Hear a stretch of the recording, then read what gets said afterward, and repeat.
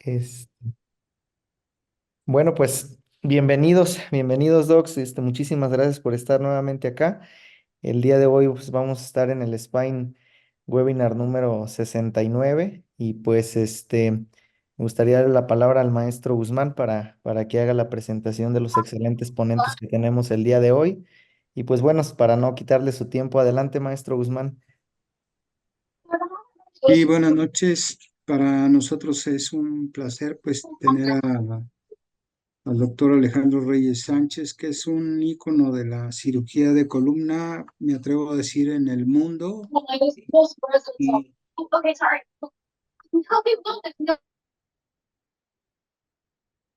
por favor de apagar sus micrófonos.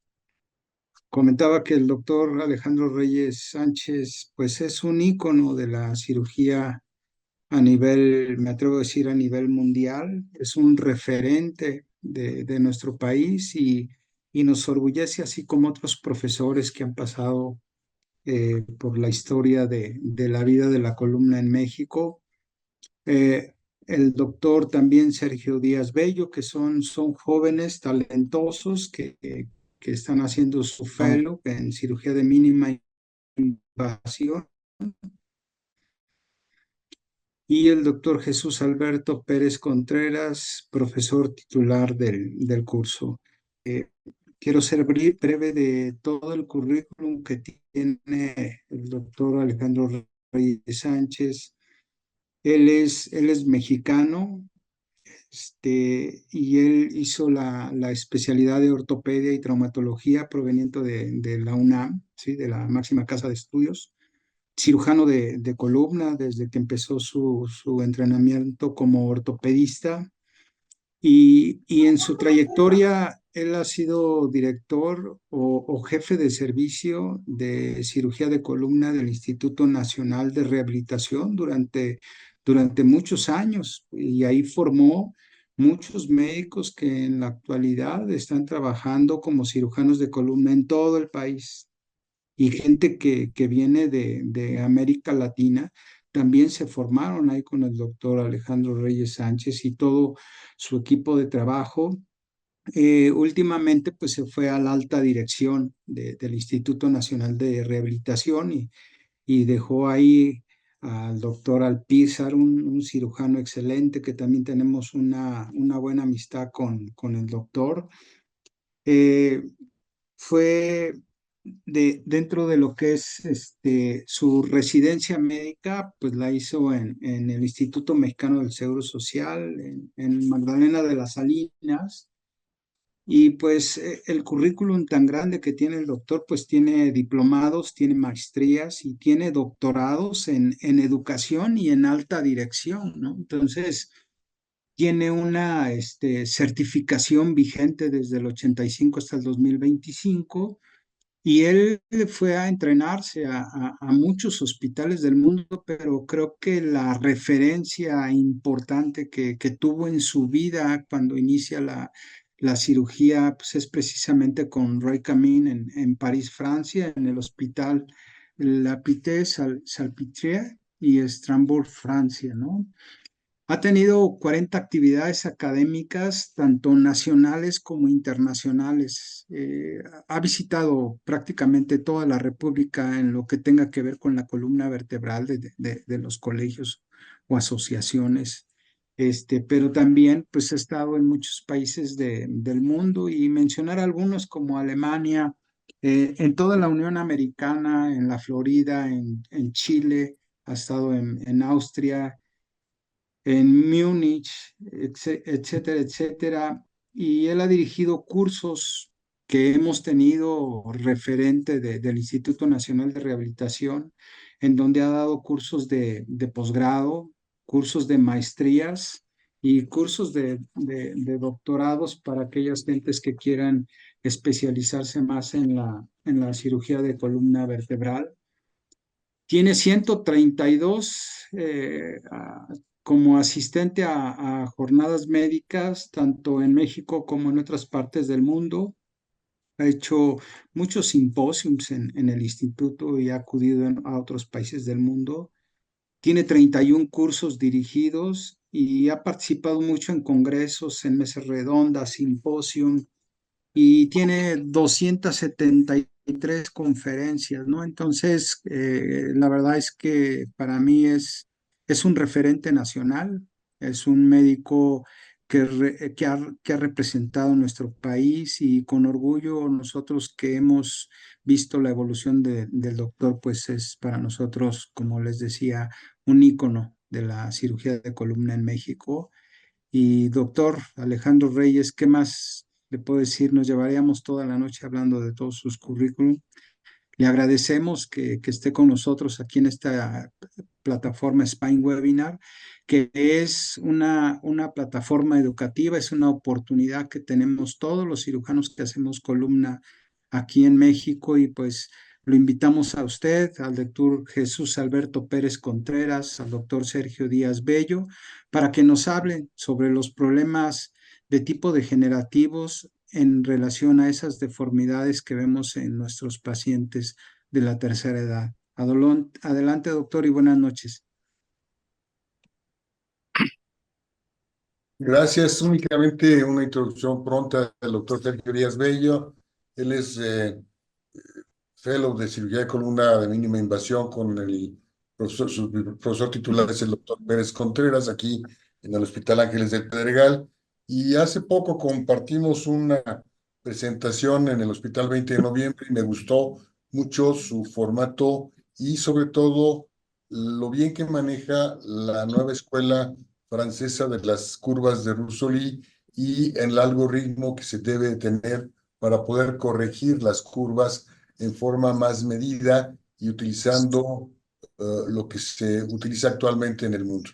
Entonces, doctor, sin más presentación, le pido al doctor Sergio Díaz Bello que inicie con su presentación y al término de la mía. Gracias. Muchas gracias, doctor. Es para mí un honor haber tenido su invitación. Lo conocí cuando roté en el servicio de columna vertebral en el Instituto Nacional de Rehabilitación y es un honor nuevamente estar en Spine Webinar y compartir este foro tanto con el doctor Alejandro Reyes Sánchez, jefe de servicio de columna, y mi maestro, el doctor Jesús Alberto Pérez Contreras, quien realizó la cirugía del caso que voy a presentar, a quien le debo la oportunidad de realizar y formarme en el curso de alta especialidad de columna vertebral. Vamos a empezar con la presentación del caso. Es una mujer de 54 años, ocupación secretaria, trabaja en una notaría y es soltera. Es importante tomar en cuenta la ocupación del paciente porque gran parte de su día a día es pasarse sentado frente a una computadora y contestando el teléfono. Como hábito importante, como antecedente personal patológico, un hábito tabáquico importante, un índice tabáquico prácticamente de más de 5 cajetillas y también como antecedentes de importancia, artritis reumatoide en tratamiento con prednisona de forma diaria. Toma 5 miligramos de prednisona diario y también está en tratamiento con inmunosupresores, específicamente leflunomida de lunes a viernes. Como antecedentes de importancia, también pensando en nuestros potenciales abordajes, tiene antecedente una cirugía de quiste ovárico izquierdo y colecistectomía. Es psicóloga. No es cierto. En cuanto al padecimiento actual, ella inició en julio del 2023 con un dolor lumbar opresivo intermitente bilateral. Para agosto ya condicionaba incapacidad para algunas actividades de la vida diaria, que incluso condicionaban la automedicación con aires, y el incremento del dolor de 3 de 10 se fue hasta 9 de 10. Para diciembre del 2023 ya tenía irradiación a miembro pélvico izquierdo y ya claudicación de características neurológicas y dificultad para elaborar, lo que condicionaba ausencia en su actividad de trabajo. Por otro lado, los pacientes nos llegan con esa historia del padecimiento actual en el servicio en el que nosotros laboramos día a día. Lo que procedemos a hacer entonces es realizar una exploración física dirigida, donde encontramos lordosis lumbar disminuida, contractura y dolor paravertebral y los arcos de movilidad limitados, tanto en extensión como en flexión. La marcha se corroboraron las características y tenía datos de neurotensión. Afortunadamente no tenía impacto en el sistema motor y la sensibilidad también estaba sin alteraciones. En cuanto a los estudios de primera evaluación, quisiéramos mostrar cómo llegan los pacientes en la consulta de cirugía de columna vertebral. Un paciente a menudo nos trae dos tipos de radiografías, una radiografía anteroposterior y una radiografía de forma lateral, en la que nosotros podríamos destacar algunos datos. Por ejemplo, en la anteroposterior vemos la clara curva escoliótica, ¿verdad? Nos da la impresión de que el aparato pélvico en cuanto a las caderas, que también es algo que importante nosotros valoramos en la consulta, está preservado. Vemos laterolistesis. La radiografía lateral vemos cómo hay un aplanamiento de la lordosis lumbar superior y una compensación de incremento en la curvatura lumbar inferior. Vemos la relación de la pelvis con las cabezas femorales. Bien, y en primera instancia, los pacientes no es infrecuente que nos lleguen con estas dos proyecciones de rayos X y resonancia magnética, pero nuestro análisis va más allá de esto. La resonancia magnética es importante evaluarla por segmentos porque no solamente vamos a evaluar los componentes del cuerpo vertebral, del arco posterior, en donde vemos que en este nivel vemos que los forámenes y los recesos laterales están prácticamente libres. Vemos que hay infiltración grasa de la musculatura paravertebral, vemos hidrartrosis de predominio de la articulación facetaria del lado derecha y la sarcopenia que nos da una referencia al evaluar los músculos psoas. También desde esta instancia, nuestro profesor del curso, además de valorar los aparatos vertebrales específicamente, tanto el arco anterior, el arco posterior, vemos nuestros potenciales corredores quirúrgicos pensando en una posible corrección. En el nivel inferior, nuevamente, vemos el cuerpo vertebral, ya empieza a haber una disminución de los recesos laterales de predominio izquierdo, vemos la infiltración grasa, vemos nuestros potenciales corredores quirúrgicos antepsoas, transpsoas, anteriores, que es importante evaluarlos desde que nosotros vemos por primera vez a los pacientes. En el corredor L4, L5 vemos nuevamente mayor disminución de los recesos laterales de manera bilateral y relacionado a los síntomas del paciente mayor del lado izquierdo. Vemos que aquí el psoas se encuentra con mayor infiltración grasa y nos da una disposición del plexo lumbar, sobre todo en el corredor del lado izquierdo. En el nivel inferior, nuevamente, evaluamos tanto las articulaciones facetarias con mayor hidrartrosis bilateral, mayor deformidad de la articulación facetaria del lado izquierdo y mayor compresión de los recesos laterales. Nos ayudan estas imágenes también a evaluar nuestros corredores anteriores pensando en corrección y la disposición de los vasos para poder clasificar nuestra seguridad del corredor operatorio. En la parte posterior vemos la mayor infiltración grasa de la paciente y los datos de sarcopenia que también nos dan datos indirectos de la potencial dificultad tanto en el transoperatorio como en el posoperatorio inmediato. Después de evaluar estos estudios que son con los que nos llegan más del 90% de los pacientes, nosotros estamos obligados como cirujanos de columna a ser un poquito más dirigidos y a pensar en todo lo global, parámetros sagitales, parámetros coronales, que yo voy a mostrar en las siguientes diapositivas.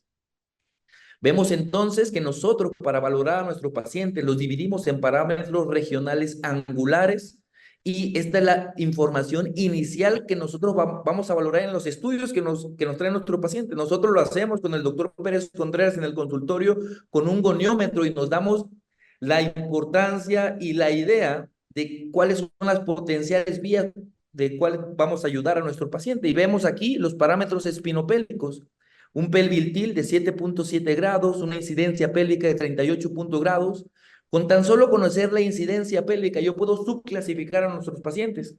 Si tengo incidencias pélvicas menores de 50, automáticamente yo clasifico a mi paciente, es un grado 1 o 2 de Rousseau, mayores de 50 de incidencia pélvicas, 3 o 4 de Rousseau.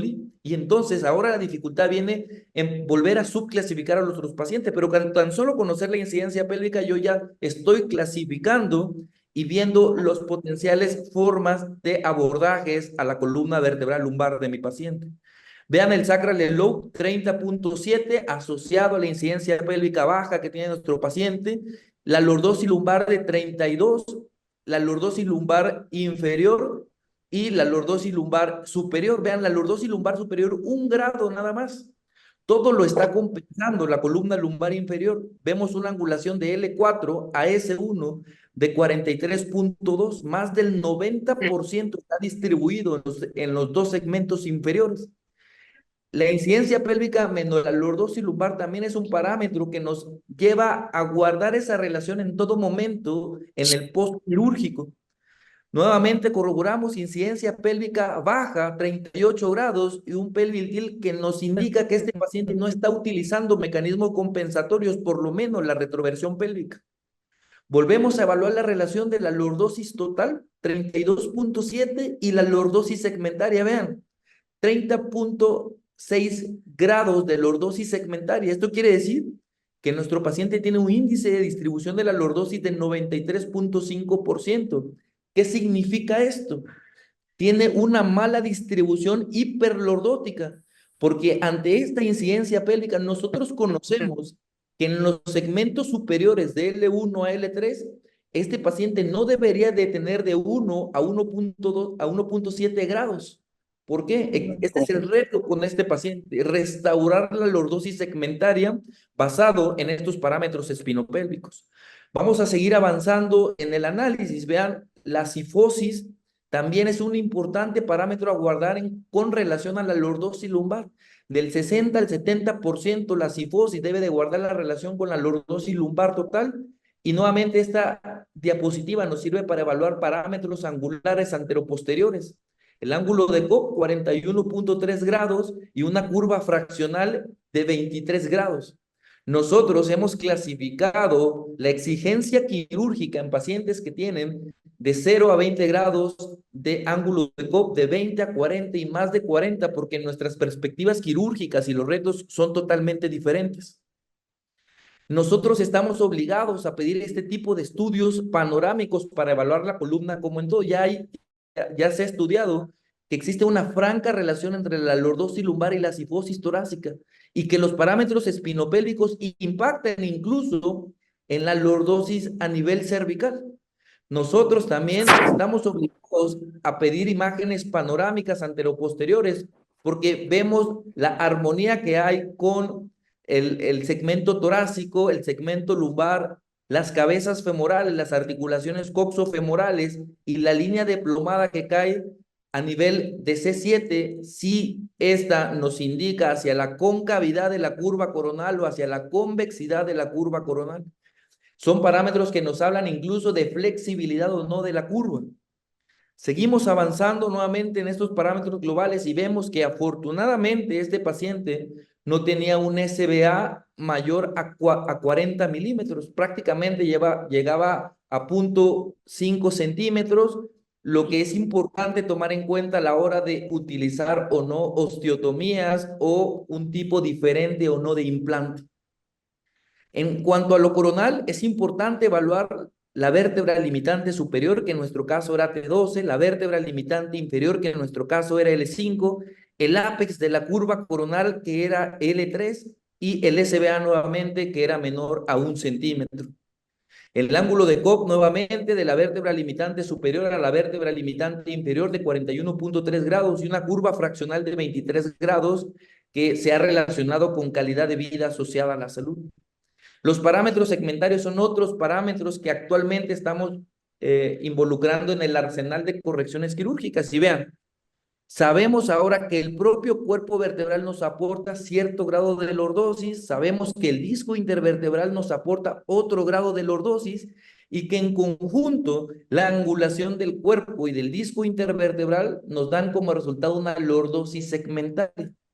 Vean la lordosis segmentaria incluso de L3 es negativa, tiene incluso una deformidad de cifosis este paciente.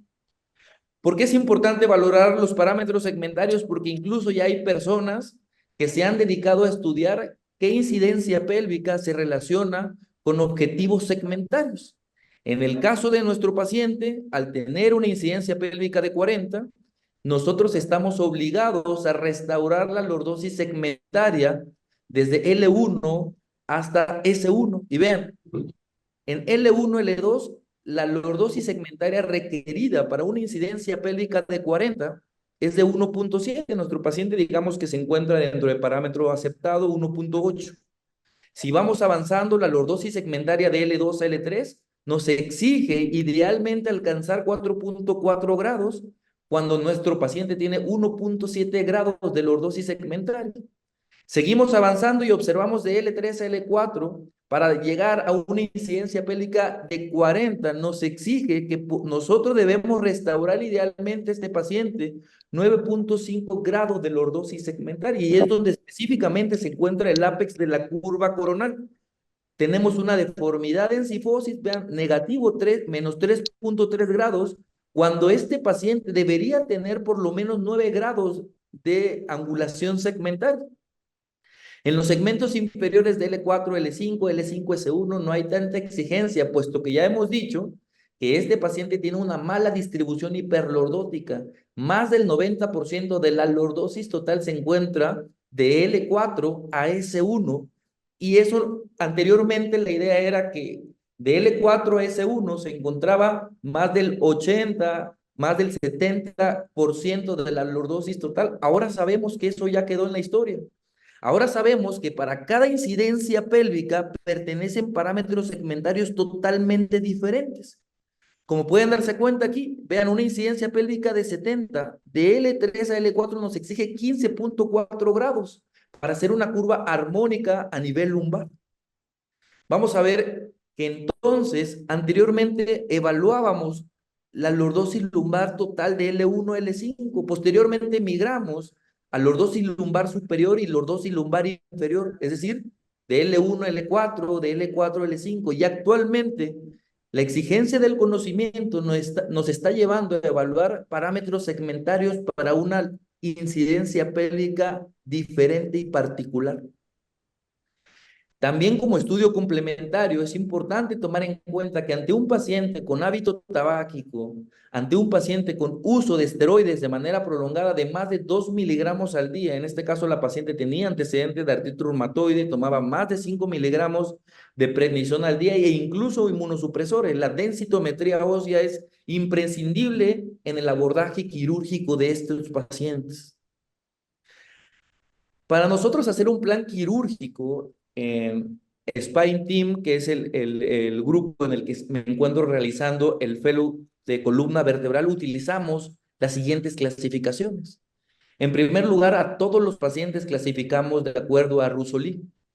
En este caso, nosotros podremos hablar con seguridad de que estamos frente a un Russoli tipo 1 por los siguientes aspectos. Número 1, es un paciente con incidencia pélvica baja, menor de 50. Número 2, es un paciente con un sacral elope menor de 35. Nuestro paciente tenía 30 aproximadamente de sacral elope. La transición de nuestro paciente, como ven en esta línea, es a nivel de L3, L4, y el ápex se encuentra a nivel de L5, como el círculo que yo les demuestro a este nivel.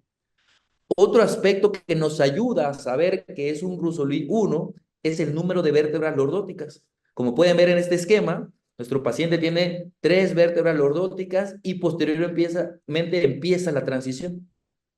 De tal manera que nosotros podemos clasificar en el 100% de la veces a nuestro paciente con estos 5 parámetros: incidencia pélvica baja, sacral elope bajo, transición L3, L4, un ápex de la curva L5 y el número de vértebras lordóticas, que en este caso es de 3. Si nuestro paciente no tuviera estas 5 características, probablemente caería en otro tipo de Russoli. Entonces, quiere decir que ya sabemos, una vez que subclasificamos a este paciente, la exigencia quirúrgica, por lo menos en el plano sagital. Nosotros también estamos obligados a utilizar la clasificación de Schwab. ¿Por qué? Simple y sencillamente porque esta clasificación habla de los 3 parámetros más importantes asociados a calidad de vida relacionados con la salud y que son los modificadores sagitales. El mismatch, el SBA y el pelvic tilt son los que más se han asociado a calidad de vida.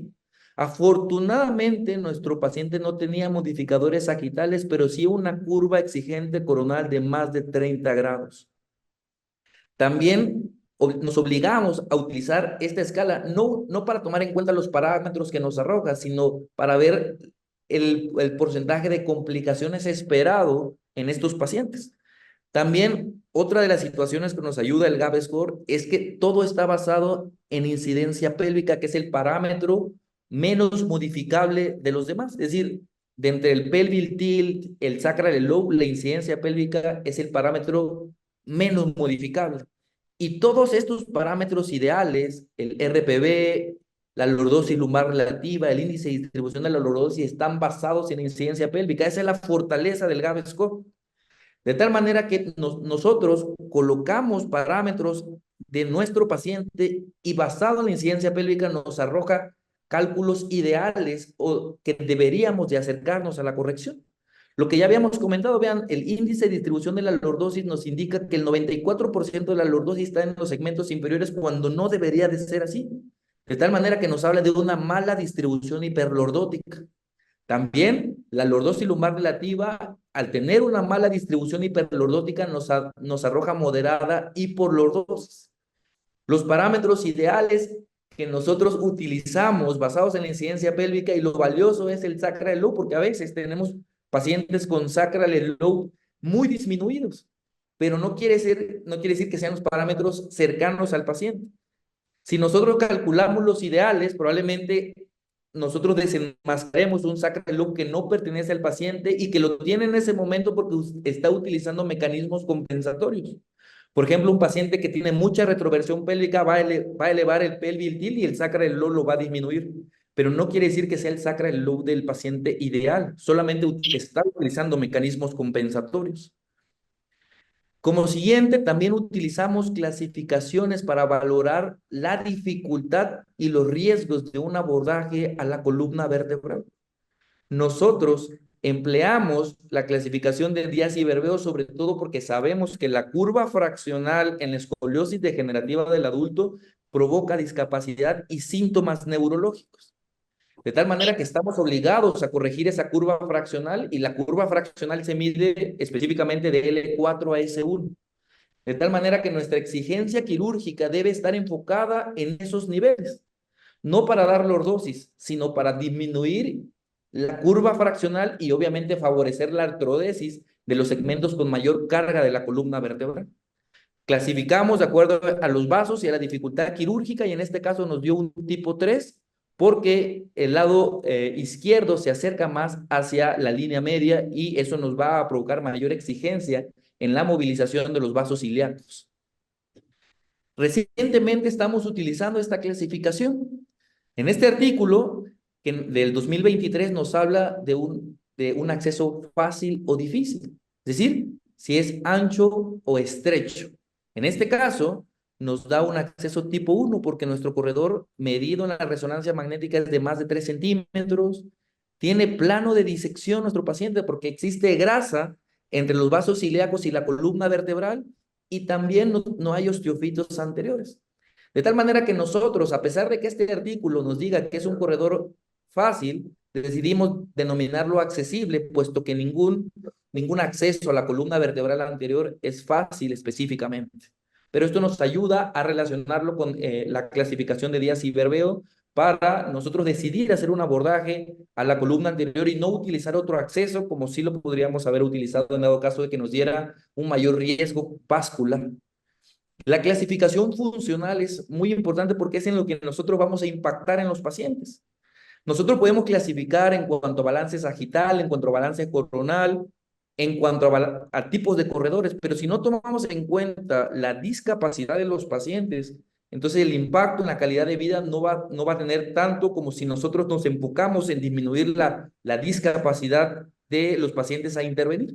En este caso, la escala OWEST nos da un 44% de discapacidad, Roland Morris de 9 de 24 y una escala EVA entre 8 y 9 que eran los objetivos y las metas a alcanzar.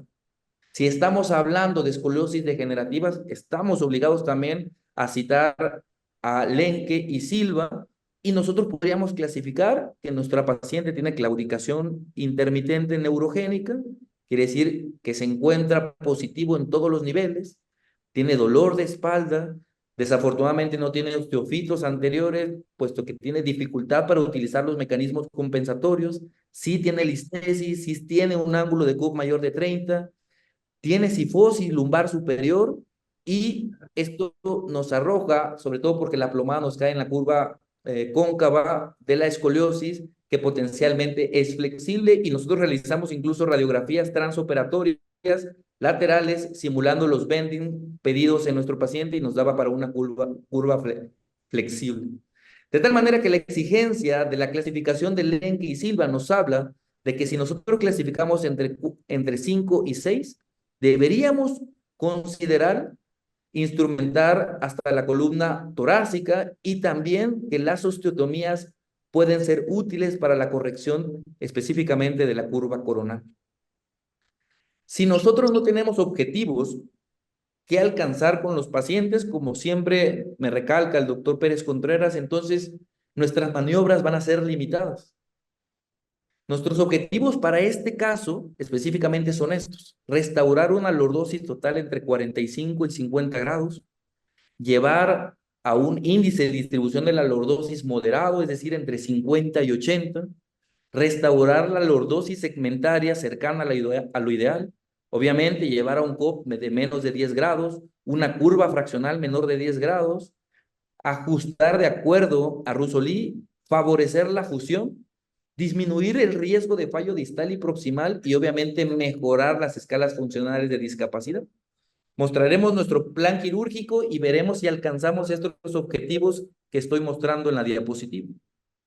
La cirugía propuesta entonces para alcanzar nuestros objetivos es colocación de cajas para la fusión intersomáticas y mejorar la curva fraccional L4, L5, L5, S1, colocación de tornillos pediculares de T11 y S2 sacroalares, osteotomías tipo ponte por vía posterior en el ápex de la curva coronal y segmento superior e inferior a este ápex, y utilizar barras dobles principalmente en concavidad, donde se ha demostrado ya que existe mayor tensión de las barras principales.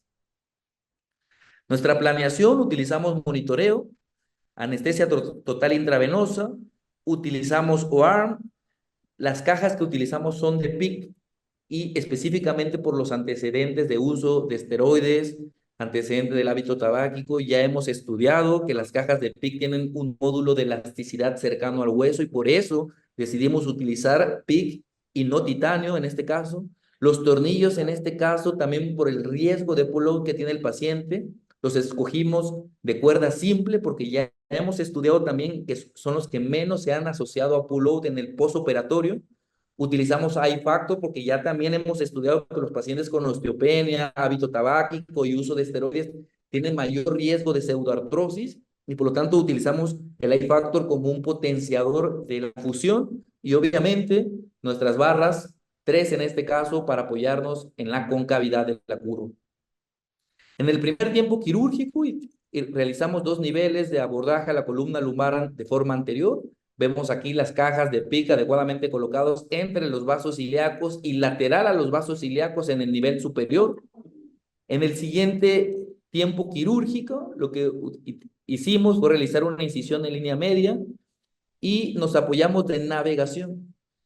Esta diapositiva es muy importante porque lejos de lo que pudiera parecer, muchos dirán que si nosotros hacemos un abordaje abierto, ¿cuál es la utilidad entonces de la navegación si podemos hacer los tornillos a mano alzada? Y lo que nosotros hemos estudiado también es que la navegación nos garantiza prácticamente la convergencia de esta forma de los tornillos. Al tener una convergencia adecuada, eso disminuye el riesgo de pull-out.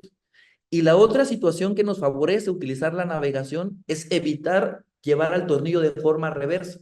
Porque una vez que nosotros insertamos el tornillo y después queremos nivelarlos para que nuestras barras nos queden de manera adecuada, cuando nosotros intentamos nivelar los tornillos y eso implica retroceder el tornillo, eso ya se ha demostrado con significancia estadística que aumenta el riesgo de pull-out.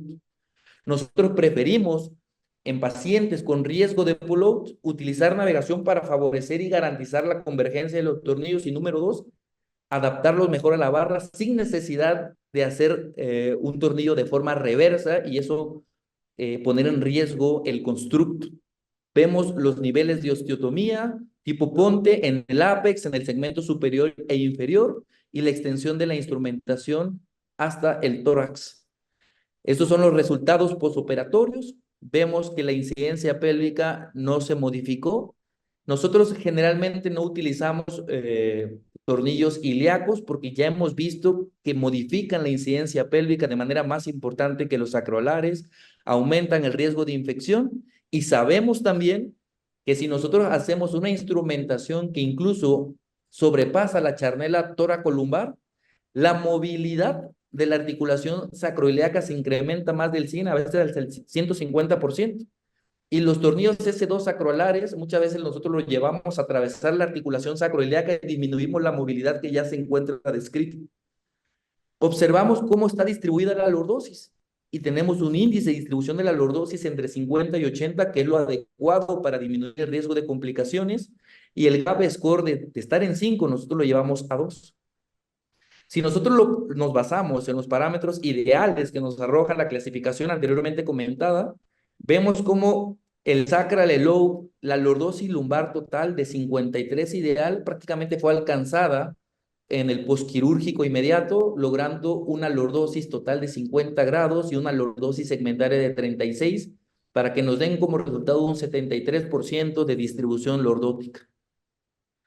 Por otro lado, obviamente, el objetivo principal era restaurar el desequilibrio coronal y de tener un COP de más de 40, alcanzamos un COP de 7.9 grados y también la curva fraccional de estar mayor de 20 grados la llevamos a una curva fraccional de 6 grados. Importante destacar el apoyo de la doble barra en el lado cóncavo de la curva, disminuye potencialmente la tensión de las barras principales. Esto también ya lo hemos estudiado en artículos variados. Ahora, nuestro mayor reto era alcanzar objetivos segmentarios y veamos qué obtuvimos. Vean los objetivos segmentarios para una incidencia pélvica de 40, L1, L2, 1.8 grados, nos quedamos prácticamente igual que en el preoperatorio, pero vean L2, L3 y L3, L4, prácticamente 4.1, 9.2, similares a nuestros ideales segmentarios. Y en L4, L5, L5, S1, pues no teníamos mayor problema. Nos importaba corregir lordosis segmentaria donde se encontraba el ápex de la curva coronal y afortunadamente los objetivos segmentarios se cumplieron. Obviamente esto no es nada importante si no corregimos la discapacidad y el dolor de nuestro paciente. Vemos cómo la escala Overstreet mejoró al 20% e incluso la escala EVA se mantuvo en 2 de 8, muy afortunado para la paciente.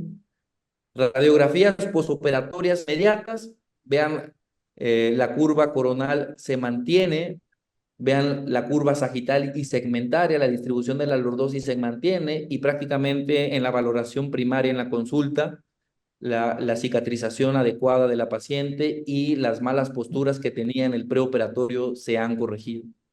Tenemos a nuestra paciente ya realizando terapia física sin limitación prácticamente. Vean los ángulos de movimiento que conserva la paciente. Y realmente nosotros tuvimos en contacto con el rehabilitador y no encontró alguna limitación importante para la calidad de vida de la paciente. ¿Será coincidencia o no? Pero la semana pasada tuvimos la oportunidad de valorar a la paciente en consulta externa y la vimos de esta manera. Vean la postura que guarda de forma lateral, vean la postura que guarda de forma anterior, la caída de la plomada prácticamente en la línea interglútea y vean los arcos de movimiento que conserva la paciente en extensión y en flexión. Obviamente pudimos mejorar muchas situaciones, ¿no? Una de las cosas que nos ha llamado la atención es el ápex de nuestra barra. El ápex de nuestra barra probablemente nos quedó un poco inferior, que eso sí disvaría de acuerdo a la clasificación tipo 1 de Russoli, porque idealmente debimos de haber dejado el ápex de la curva en el cuerpo vertebral de L5, ¿verdad? Lo dejamos un poquito más superior, pero es algo que estamos trabajando, incluso estamos haciendo moldes con los estudios preoperatorios y transoperatorios, que es un trabajo que vamos a llevar a AMSICO para mejorar el ápex de la curva de acuerdo a Russoli. ¿Qué más pudimos mejorar? Vean la transición también. Dijimos que Russoli, la transición es a nivel de L3, L4. Creo que nos excedimos en la transición la llevamos arriba, prácticamente L1, T12. Esto puede alterar en un futuro la armonía de la columna toracolumbar de nuestra paciente. Debimos de hacer una transición un poquito más precoz a nivel de L3, L4 y la curva nos quedó hasta arriba en cuanto a transición hablando. Ahora, en resumen, ¿qué tenemos? Una mujer de 54 años con dolor y discapacidad que afectaban gravemente su actividad laboral y social. Tenemos una paciente con inestabilidad coronal, con una mala distribución de la lordosis, en el que el verdadero reto era restaurar el desequilibrio coronal, restaurar la mala distribución de la lordosis y obviamente restaurar los parámetros segmentarios. Afortunadamente, también otra de las situaciones y los objetivos finales de restaurar y mantener el equilibrio sagital es disminuir el fallo proximal, el fallo distal, disminuir el riesgo de pseudoartrosis, pull-out y obviamente el número de reintervenciones. Afortunadamente, la paciente ha logrado mantener una calidad de vida asociada a la salud dentro del parámetro ideal y eso nos habla de que los objetivos preoperatorios se cumplieron conservando todos los parámetros coronales y sagitales aplicados a cirugía de columna vertebral. Entonces quiere decir que los objetivos de restaurar la lordosis total se cumplieron, el índice de distribución de la lordosis se cumplió, el COP menor de 10 también, la curva fraccional menor de 10, favorecimos la fusión con una artrodesis en los segmentos inferiores, disminuyemos el riesgo de fallo distal y proximal, llevando al paciente a lo ideal de su columna de Rossolini, mejoramos las escalas, ajustamos en la medida de lo posible a la clasificación ideal de nuestra paciente y obviamente llevamos la lordosis segmentaria muy cercana a lo ideal. Estos son los temas que podríamos discutir, que a todos nos causan controversia: fijación corta versus fijación larga, el uso de barras únicas o múltiples, afecta la hiper o la hipocorrección y las modificaciones de la curva. ¿Qué pasa cuando no se llevan a algo ideal de acuerdo a lo que ya se ha descrito y trabajado mucho por Rossolini y colaboradores? Es importante nunca olvidar estos conceptos, es decir, que en la instrumentación de escoliosis degenerativas de más de 40 grados, nunca hay que detenernos en el vértice de la curva, hay que descartar que no haya fracturas asociadas, por eso es importante hacer los estudios panorámicos, hay que incluir siempre las vértebras con listesis o subluxadas, hay que dejar la barra de acuerdo al tipo específico, que la vértebra instrumentada superior debe estar horizontal y conservar todos los parámetros coronales y sagitales ideales, no tener discos degenerados, evitar parar en transiciones y no sobrecorregir las curvas. Por eso ya se han descrito los parámetros ideales para cada incidencia pélvica y probablemente también algo que nos faltó era subir un nivel más, puesto que la unión a las costillas le aporta mayor estabilidad a la vértebra torácica número 10. Las conclusiones de este caso clínico es que el propósito de la cirugía de deformidad es mejorar la calidad de vida de nuestros pacientes. En ausencia de desequilibrio coronal, podríamos considerar disminuir la fijación, pero en casos con curvas mayores a 40 esto no es posible. El uso de dobles barras siempre considerar porque nos dan dos objetivos: disminuir el rango de movimiento residual y disminuir la tensión de las barras primarias. Hay que tomar en cuenta que la descompresión neuronal es la clave, pero la corrección de la deformidad es auxiliar, pero una responsabilidad quirúrgica. Hay que individualizar a los pacientes y finalmente agradecer la oportunidad y a mi equipo por estar aquí presente y sobre todo al doctor Reyes Sánchez, quien es un honor que me haya invitado a dar esta plática. Muchas gracias. Gracias, doctor. Nada más se tomó un poco más del tiempo del que le pedimos, pero no importa. ¿Podría dejar de compartir la pantalla para que yo pueda compartir la mía, por favor? Sí, doctor.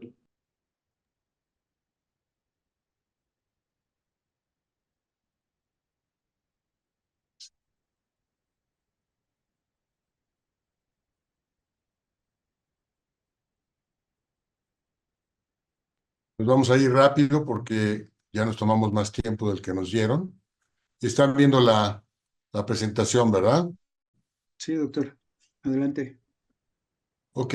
Como siempre, el trabajo es un trabajo del Servicio de Cirugía de Columna Vertebral. El doctor Armando Alpizar, a partir de la jubilación del doctor Luis Miguel Rosales, ha tomado la jefatura del servicio y el doctor Omar Esteves García es el nuevo miembro del servicio que acaba de terminar la residencia con nosotros en febrero de este año. La doctora Carla García es la coordinadora de investigación y desarrollo en el servicio, y el doctor Barón Zárate ya es muy conocido por todos nosotros. Ese es el contenido de la plática. Son solamente 20 minutos, no se me espanten. La definición de la escoliosis degenerativa es la deformidad en individuos esqueléticamente maduros con una curva de Cobb mayor de 10 grados, una rotación tridimensional. Saber que cuando un paciente tiene lumbalgia de más de 50 años, en el 7% de estos tienen una escoliosis, y en 60 años el 15%, y es más frecuente en mujeres que en hombres. El doctor Zárate publicó que es una degeneración asimétrica acompañada de una deformidad asimétrica y por lo tanto cargas asimétricas, como ya nos lo explicó previamente el doctor, y que esta unión de estas tres causas, de esas tres alteraciones, provocan la deformidad que antes pensábamos que era una alteración de la carilla articular, y no, es una alteración del disco intervertebral que se va haciendo asimétrico y provoca una alteración. Y sobre todo entender que la alteración más importante es la pérdida de la lordosis lumbar, no tanto la alteración coronal, sino la alteración en el balance sagital, que clínicamente van hacia adelante, y esto altera las caderas, altera las rodillas e incluso la marcha, que le hacen caminar con posiciones incorrectas. Los factores de progresión son una curva mayor de 30 grados, una rotación apical de segundo grado, una olistesis lateral de 6 milímetros, y que hay que entender que la olistesis no es realmente una olistesis hacia lateral, sino la rotación nos hace ver en la radiografía que es monoplanar, una rotación lateral. Y la línea intersacra de más de 5. Hay dos tipos de escoliosis, la degenerativa de novo y la idiopática, que se degenera con estas características en general. Lo que es importante es entender que la tipo de curva, la de novo, es corta, y por supuesto la idiopática es larga, y ahí hay que hacer tratamientos diferentes. Lo que les mencionaba no es exactamente que la vértebra se vaya hacia lateral, sino que en la rotación se hace una imagen de esta olistesis, pero es básicamente la rotación lo que está causando el problema.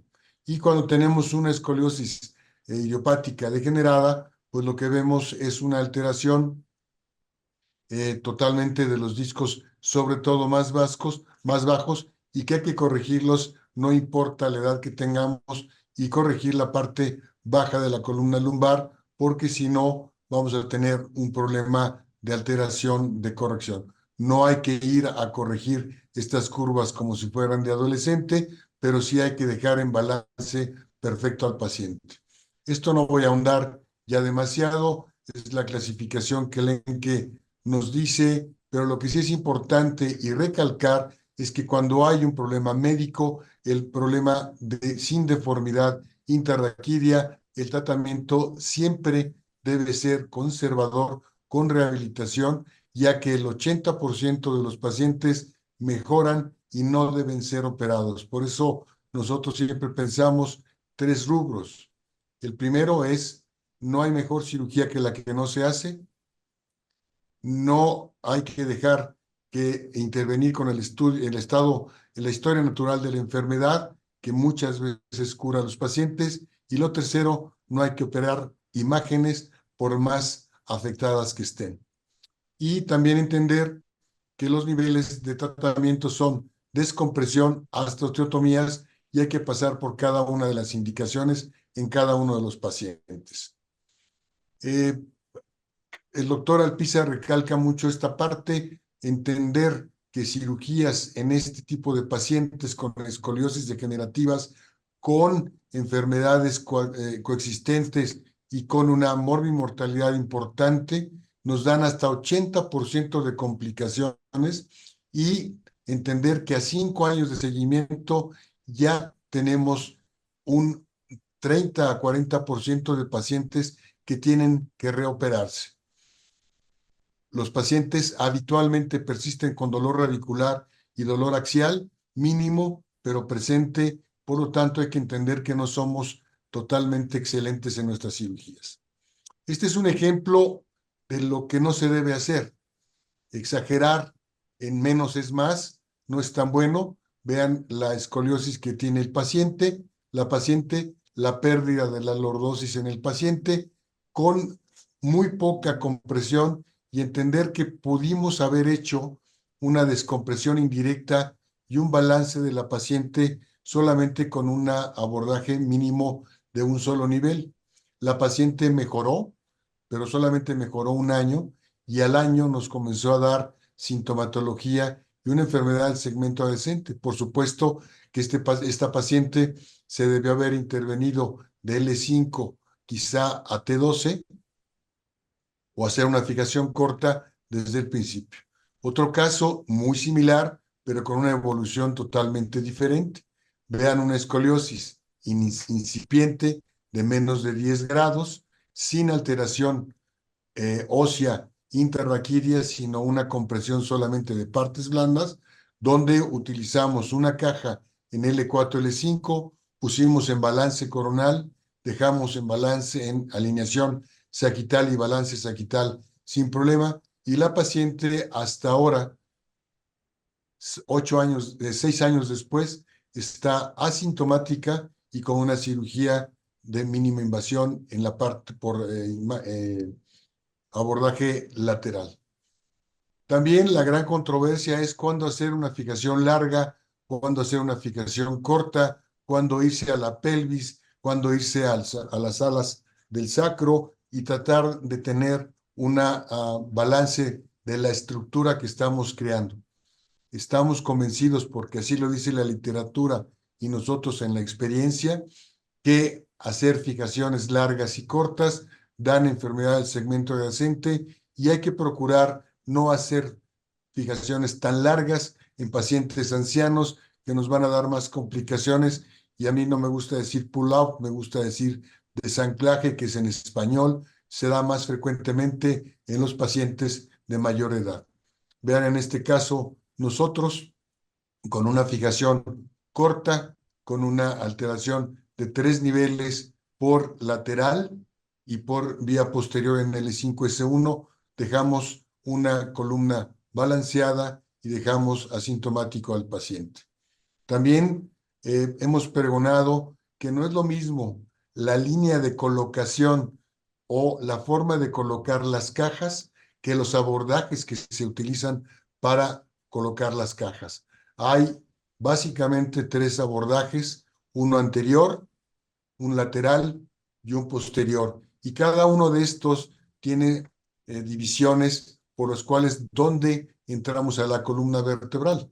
Nosotros nos gusta usar en el lateral el abordaje que llamamos ALPA, porque está publicado como Anterolateral Transverse Approach, y se está publicado por Rudolf Bertagnoli desde en el año 2000, y pensamos que no es lo mismo decir XLIF, que es únicamente la forma de colocar la caja en la columna vertebral, o decir ALIF, que es la forma de colocar la caja por vía anterior, pero los abordajes son un poco diferentes. Esta posición es la que nosotros queremos lograr en nuestros pacientes. Colocamos a los pacientes en forma lateral, un bulto para corregir o intentar corregir la escoliosis, perfectamente perpendicular al piso en la parte lateral. Colocamos incluso una banda de tensión para que no se mueva tanto en los hombros como en la pelvis. Y Ahí ya. ¿le puedo pedir que apaguen su micrófono, por favor?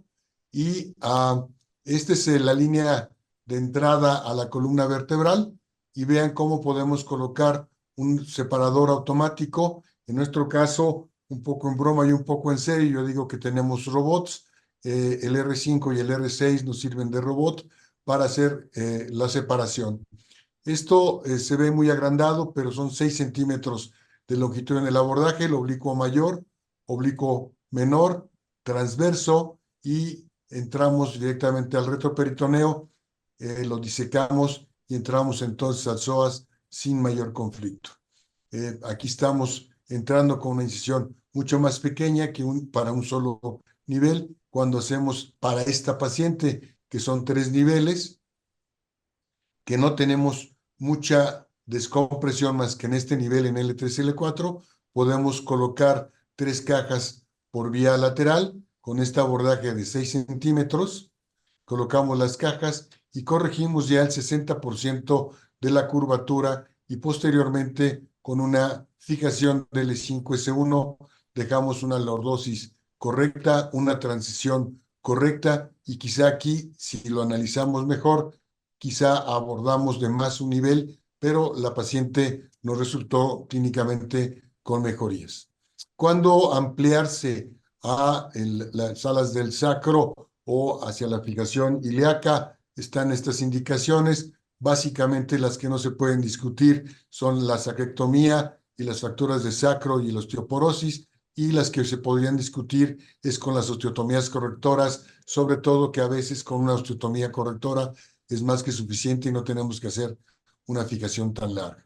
Por ejemplo, esta paciente con esta desbalance hacia la derecha, con esta lordosis perdida con rectificación total de la columna. Pero algo importante que estamos observando es que cuando estamos viendo la resonancia magnética del paciente acostado, nos cambia totalmente la imagen que tenemos de la radiografía de PI.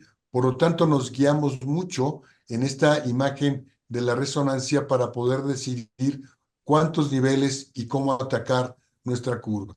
Y entonces, en vez de hacer una fijación tan larga, pudimos haber hecho una fijación un poco más corta, pero el balance de la paciente tenía una escoliosis torácica y entonces tuvimos que ir a la parte superior. Este resultado lateral, con 70 y tantos años, es un resultado para nosotros satisfactorio.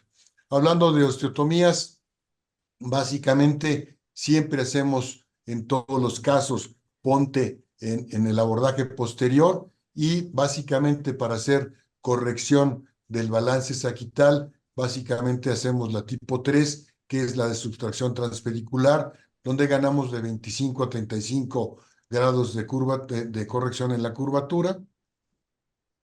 Y en este caso, vean cómo estamos en la paciente preoperatoriamente, una gran pérdida, ya una cifosis total en la columna lumbar. No hay tanto desbalance coronal, pero la cifosis sí existe. Y otra vez, la tomografía y la resonancia acostados nos da el parámetro de posibilidad de corrección que tenemos que ir a corregir.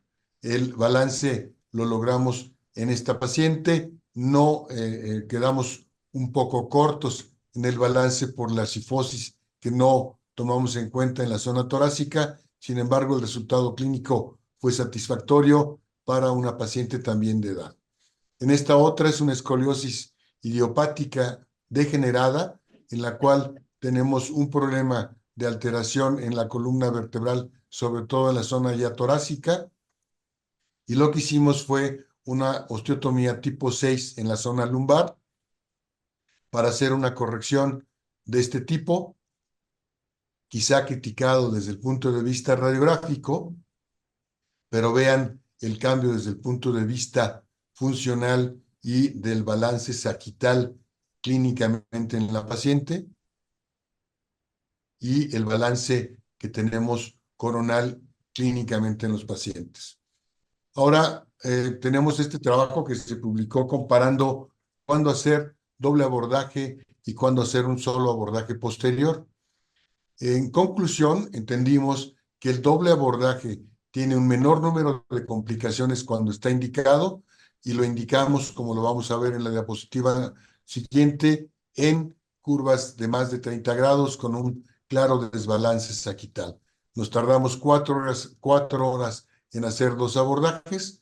Tenemos un sangrado en promedio de 400 centímetros cúbicos y el daño al paciente en el posoperatorio, la recuperación de los pacientes es mucho más rápido en estos casos.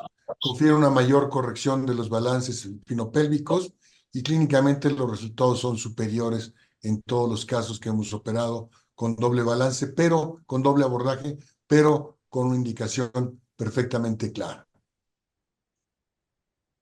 La cirugía la reservamos a curvas entre mayores de 30 grados, con mejor resultado entre 50 y 60 grados, con una cifosis de 60 y con angulaciones de L3 y L4 importantes, con una holistesis de más de 6 milímetros y con una claro dolor y discapacidad de los pacientes. ¿Cuál es el objetivo? Estos pacientes no tienen una compresión intrarraquídea ósea, más bien tienen una compresión intrarraquídea ósea, no solamente de partes blandas, y la descompresión tiene que hacerse tanto por colocación de cajas laterales, colocación de fijación transpedicular y barras, y hacer descompresión como lo hizo muy bien el equipo que presentó el caso clínico anterior.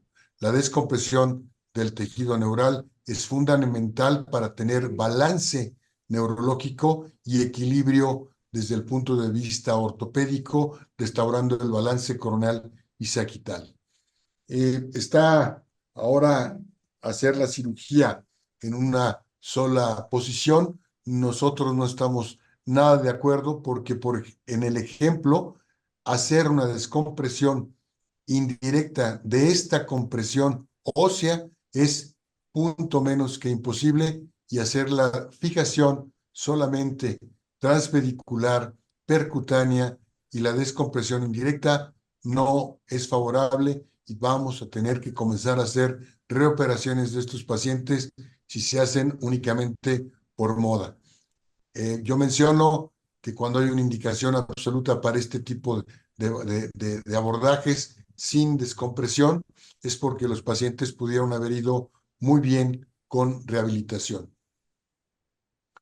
No terminar la fijación en el ápex de la curva es algo para recordar. No terminar la fijación adyacente a un disco con degeneración severa.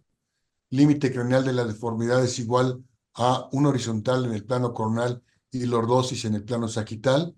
El límite caudal horizontal en la zona más estable.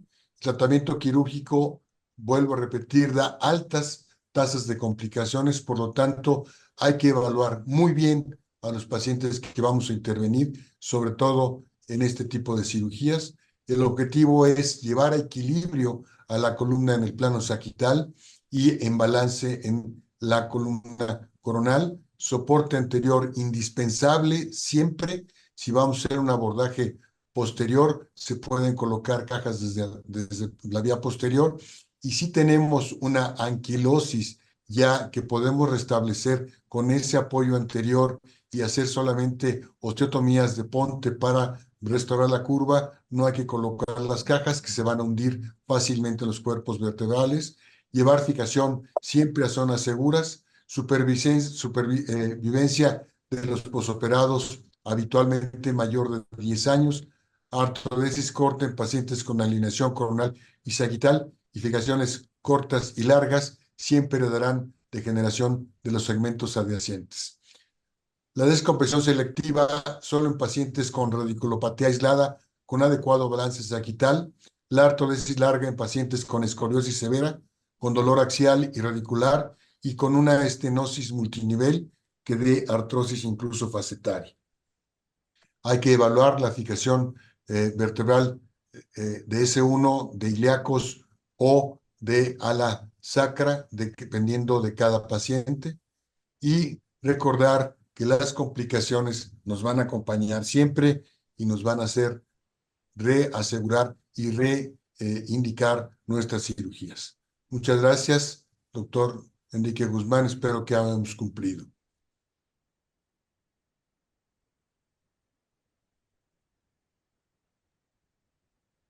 Doctor, pues muchas felicidades al doctor que nos hizo el favor de presentar el caso clínico, doctor Sergio Díaz Bello. Lo felicito. comparado pues contra ya un ícono de la columna en México, el doctor Reyes Sánchez, juntar, juntar esos criterios que ustedes acaban de mencionar, poner la pauta o poner las cosas sobre la mesa de cómo manejar una columna degenerativa. Creo que nos estamos aproximando, los que están haciendo deformidades espinales, creo que estamos llegando a ese punto muy, muy importante para poder hacer una evaluación, una planeación que tiene que estar consensada, tiene que estar entre un grupo de expertos, un solo médico. Creo que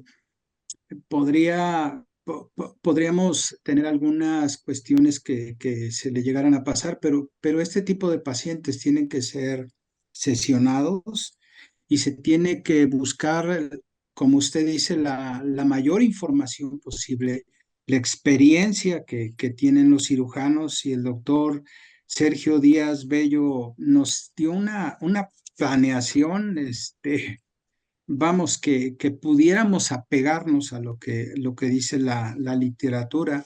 Decía el grupo Silaco de Latinoamérica, va para el doctor Sergio Díaz Bello, decía el grupo Silaco y muchos de nosotros que, vamos, no nos vayamos a equivocar porque a veces queremos meter todos los parámetros espinopélvicos a GAP, y ahí es donde puede venir una cuestión delicada en relación a los resultados. Todos los resultados van a ser funcionales. Hay estudios ya multicéntricos o comparativos o metaanálisis que te dicen que tu paciente, pues le tienes que hacer un seguimiento a largo plazo por las características biológicas, anatómicas de estas columnas vertebrales, porque puede haber,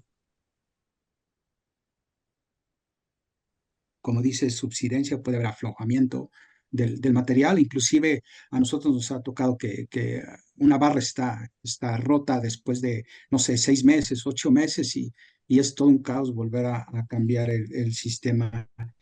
Y lo que decía el doctor Díaz Bello, pues yo me llevaría esto que nosotros estamos haciendo, la Escuela de Columna en México, junto con el Instituto Nacional de Rehabilitación. Es que si tú tienes un PA de 50 y una lordosis de 20, entonces Schwab te dice, sabes que hay una diferencia de 30 grados, que eso es lo que tú tienes que corregir en parámetros posicionales, ¿no?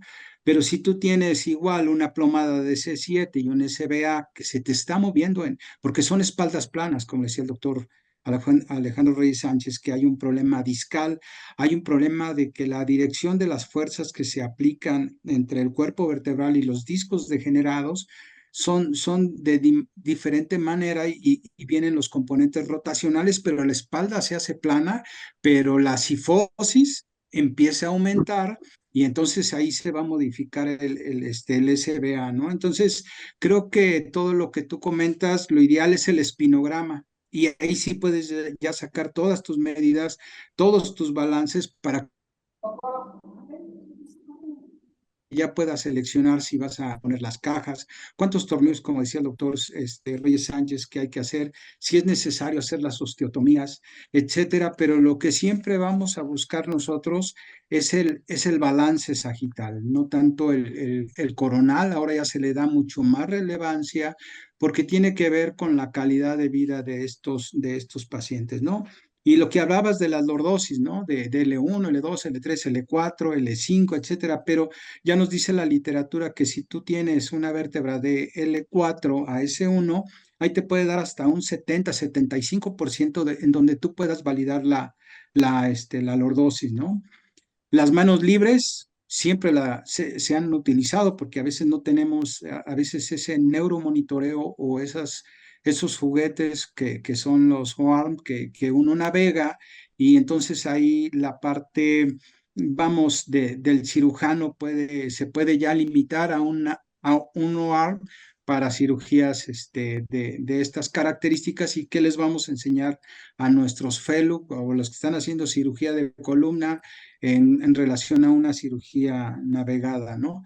Y no se nos olvide las bases que ya dio Rousselier, Lenke, Schwab, me gusta a mí mucho estudiar el balance sagital de Schwab, la Farch, la WEC, etcétera, etcétera, pero México creo que en el Instituto Nacional de Rehabilitación, creo que se están haciendo esas planeaciones para instrumentaciones cortas, instrumentaciones largas, saber los niveles de fijación que se van a llevar a cabo para poder tener una columna armónica.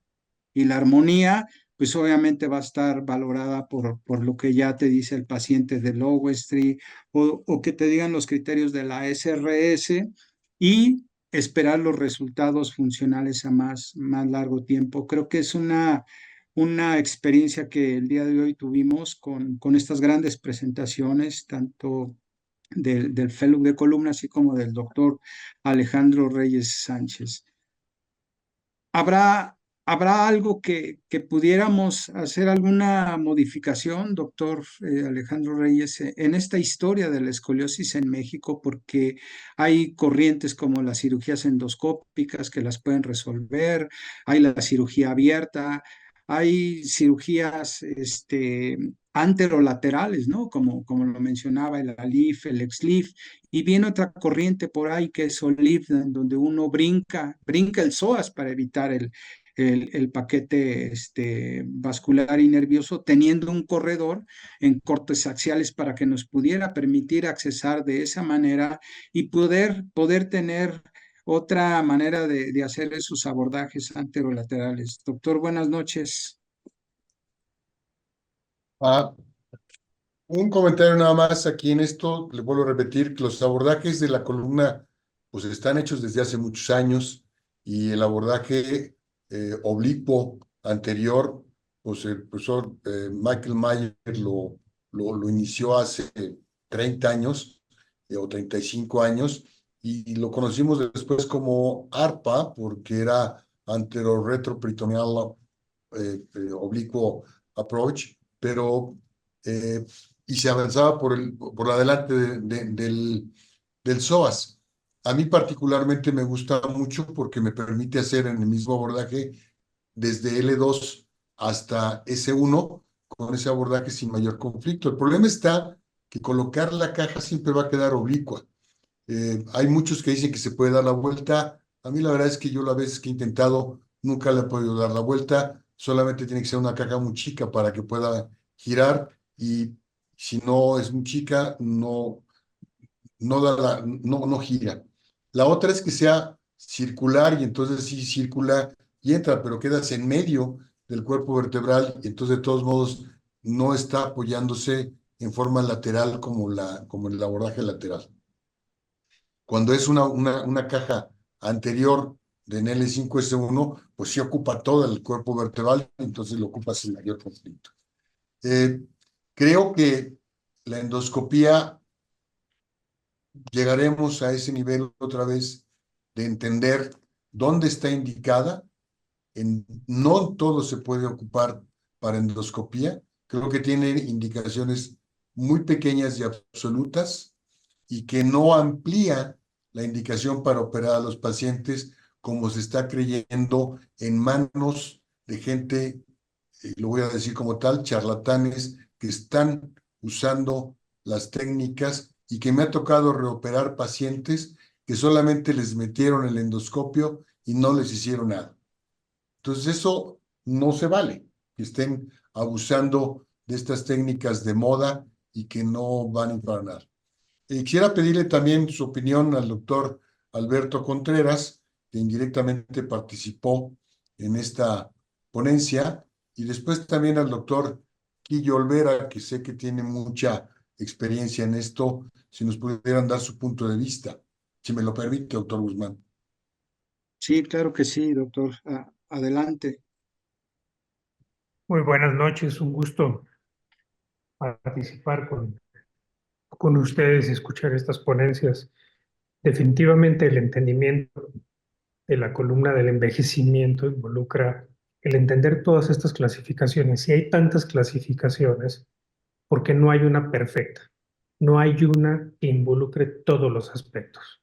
Es tan bueno la clasificación de Rosoli, de Schwab, de Lenke, Gap Score, y tenemos que basarnos en todas para entender la individualidad del paciente, como lo mencionó el doctor Reyes Sánchez.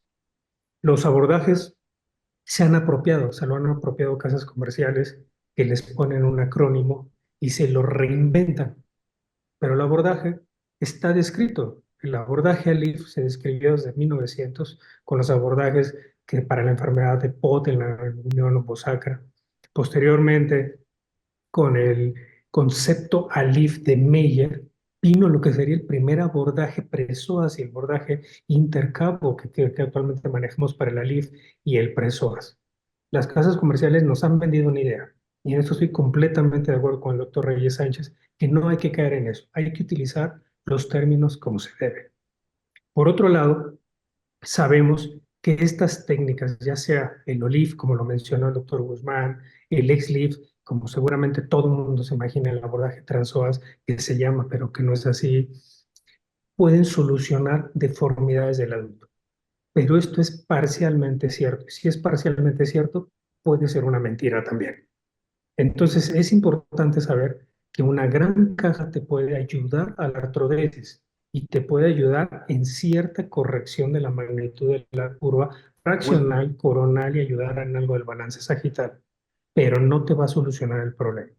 El manejo de barra hoy día, que es a lo que menos se le pone atención en una cirugía de columna, es todo el mundo quiere colocar la caja, hacer la osteotomía y le ponen la menos atención posible al manejo de barra y de cómo se debe de moldear artesanalmente. Y eso no te lo da ningún modelo matemático, eso te lo da la experiencia como cirujano de columna. Para mí, sí tiene cabida la cirugía endoscópica en deformidad del adulto y es en esa deformidad del adulto rígida con síntomas neurológicos monosegmentarios. El paciente que te da una radiculopatía de uno, máximo dos niveles. Pero concuerdo completamente con el doctor Reyes Sánchez. Decir que con endoscopía de columna vas a corregir una de estas curvaturas que observamos en las diapositivas es una utopía. Eso nunca lo he visto y yo creo que nunca lo veré en mi vida. Muchas gracias por la oportunidad. gracias, doctor Contreras. Doctor Quillo, ya para cerrar, porque ya se nos hizo tarde. Sí, claro. Digo, aquí yo creo que todos nos deberíamos de ir con esta conclusión. Hay que ser cirujanos de columna, porque definitivamente la subutilización o la sobreutilización de una técnica sin fundamentos científicos o estadísticos es como hacer como un mono, nada más repetir las cosas.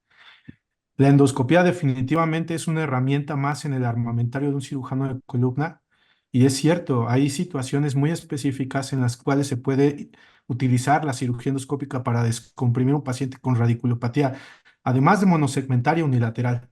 Pero si tú tienes pacientes con estrechez asociado a una escoliosis degenerativa del adulto y no haces una planeación adecuada de acuerdo a los parámetros espinopélvicos y toda la teoría que sabemos que ya vimos el día de hoy, pues definitivamente estás frito. Entonces, ¿por qué? Porque no le estás ofreciendo nada apegado a la literatura al paciente. Y la otra, estás llevándolo a una situación de muchísimas variables que van a concluir en pues situaciones más complejas o complicaciones posteriores. Entonces, definitivamente sí, la sobreutilización de la endoscopia actualmente existe, se está utilizando la endoscopia para curar cáncer, para utilizar para diabetes, etcétera, pero eso obviamente es una charlatanería. Es otra herramienta más que el cirujano de columna debe comprender para qué sirve y emplearla adecuadamente.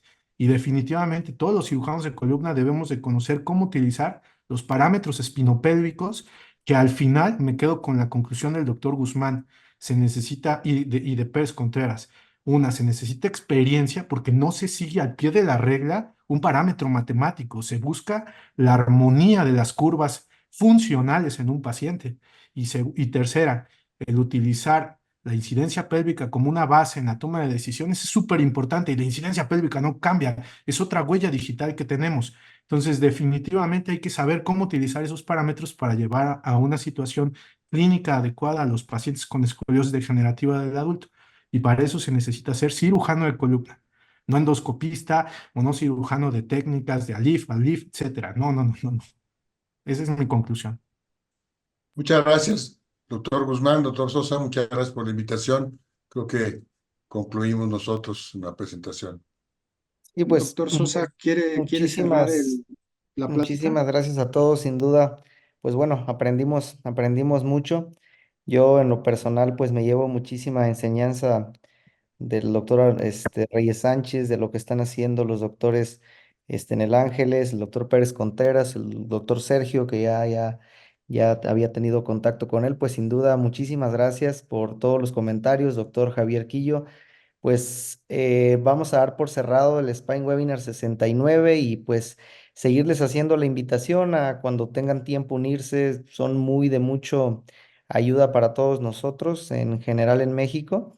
El próximo va a hablar un exalumno del INR, del maestro Reyes Sánchez. Va a hablar sobre la técnica de Schwab. Y posteriormente, ya con esto cerramos columna degenerativa y el próximo en agosto viene todos los abordajes anterolaterales y pues vamos a tener al doctor Pimenta también compartiendo este foro. Entonces, pues la verdad les agradezco mucho, doctor Alejandro Reyes Sánchez, doctor Sergio, doctor Alberto, Javier Quillo, todos los que se conectaron. Y pues bueno, seguimos en pro de la educación y pues muchísimas gracias a todos. Buenas Muy noches. bien. Únicamente un comentario que qué buen número nos tocó a nosotros, ¿eh? 69. Buenas noches. Buenas Bonita noches. noche a todos. Un Muchas abrazo. gracias. Buenas Bye bye. noches. Buenas